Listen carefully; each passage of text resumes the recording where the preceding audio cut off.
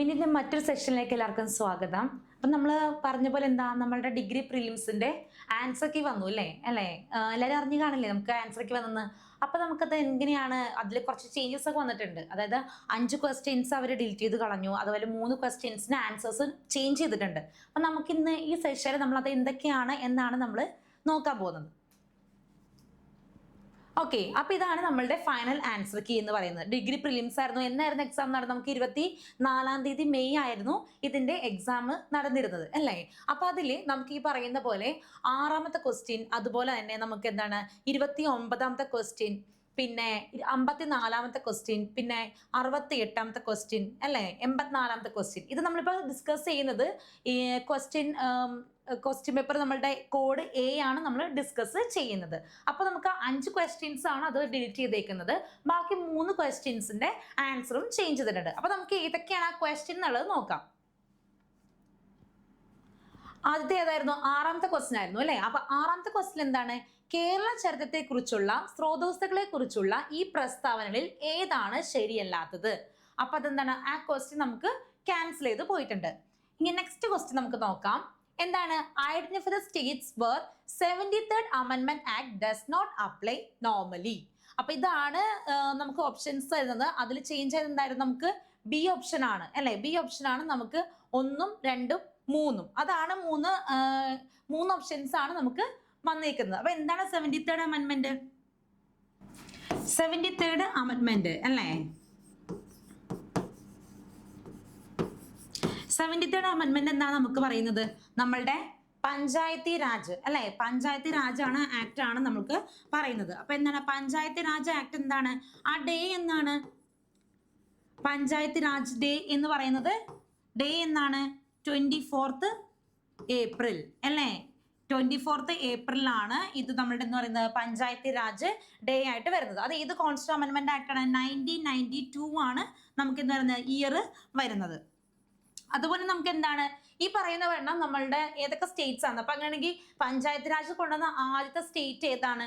ആദ്യത്തെ സ്റ്റേറ്റ് എന്ന് പറയുന്നത് രാജസ്ഥാൻ ആണ് അല്ലെ? രാജസ്ഥാനാണ് നമ്മൾ ആദ്യം കൊണ്ടുവന്നത്. അതുപോലെ തന്നെ പഞ്ചായത്ത് രാജിന്റെ നമ്മളുടെ കമ്മിറ്റിയുടെ ഫാദർ ആരാണ് എന്ന് ചോദിക്കും. ആരാണ് ഫാദർ എന്ന് പറയുന്നത്? ബൽവന്ത് റായ് മേത്തയാണ് എന്ന് പറയുന്നത് ഫാദർ എന്ന് പറയുന്നത്.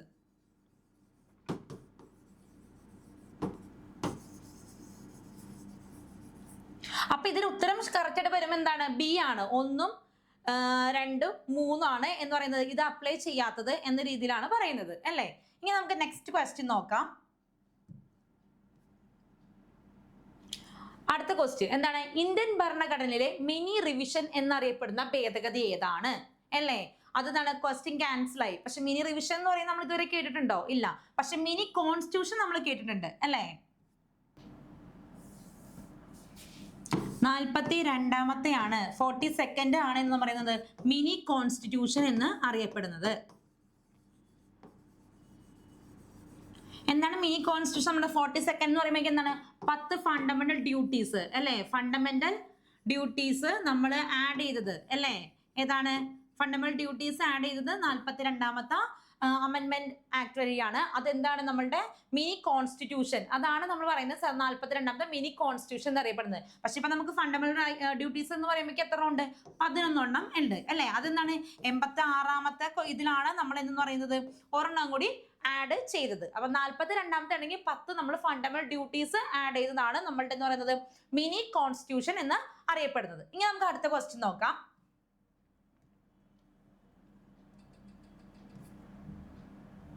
അടുത്ത ക്വസ്റ്റ്യൻ, ഒരു വസ്തുവിന്റെ പകുതി ഭാഗം ഇരട്ടി വിലയ്ക്ക് വിൽക്കുമ്പോൾ ലാഭശതമാനം എത്രയാണ്?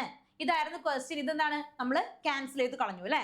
ഇനി അടുത്ത ക്വസ്റ്റ്യൻ, 5.25 മീറ്റർ നീളത്തിലും 5.10 മീറ്റർ വീതിയിലുമായി ചതുരാകൃതിയിലുള്ള ഒരു തറ പൂർണ്ണമായും മൂടാൻ ആവശ്യമായ ഏറ്റവും കുറഞ്ഞ ചതുര ടൈലുകളുടെ എണ്ണം എത്രയാണ്? അതിന്റെ ഉത്തരം എന്താണ്?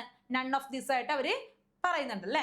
ഇനി അടുത്ത ക്വസ്റ്റ്യൻ, ആദ്യ 100 എണ്ണൽ സംഖ്യകൾ എഴുതിയാൽ 8 എത്ര തവണ ആവർത്തിക്കും? എത്രയാണ്? 19 അല്ലേ? അതും നമുക്ക് പറഞ്ഞിട്ടുണ്ട്.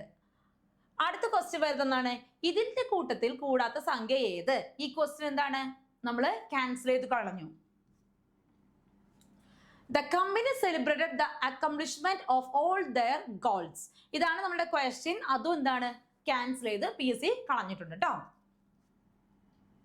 ഓക്കെ, ഇതാണ്. അപ്പൊ അങ്ങനെയാണെങ്കിൽ നമുക്ക് എന്താണ് ഇപ്പോൾ ആൻസേഴ്സ് നോക്കുന്നവർ നോക്കാം. കറക്റ്റ് ആയിട്ട് നമ്മളുടെ 5 ക്വസ്റ്റ്യൻസും അതുപോലെ തന്നെ 3 ആൻസേഴ്സും ആണ് ചേഞ്ച് വരുത്തിയിട്ടുള്ളത്. അപ്പൊ നിങ്ങൾ ഇത് നോക്കി അനലൈസ് ചെയ്യാം. നിങ്ങളുടെ മാർക്ക് എത്രയാണെന്ന് നോക്കുക. എന്നിട്ട് കാൽക്കുലേറ്റ് ചെയ്തിട്ട് നമുക്ക് ജസ്റ്റ് കമന്റ് ബോക്സിൽ നിന്ന് കമന്റ് ചെയ്യാം. അപ്പൊ നമുക്ക് അറിയാലോ എത്രയായിരിക്കും നമുക്ക് കട്ട് ഓഫ് വരുന്നത് എത്രയാണെന്നുള്ളത് നമുക്ക് നോക്കാൻ പറ്റും. ഓക്കെ, അപ്പോൾ ഇതുപോലുള്ള കൂടുതൽ വീഡിയോസിനായിട്ട് നമ്മളുടെ ചാനൽ സബ്സ്ക്രൈബ് ചെയ്യുക.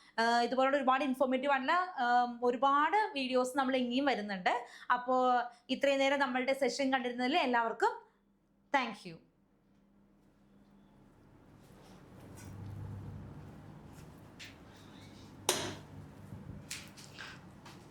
കഴിഞ്ഞു.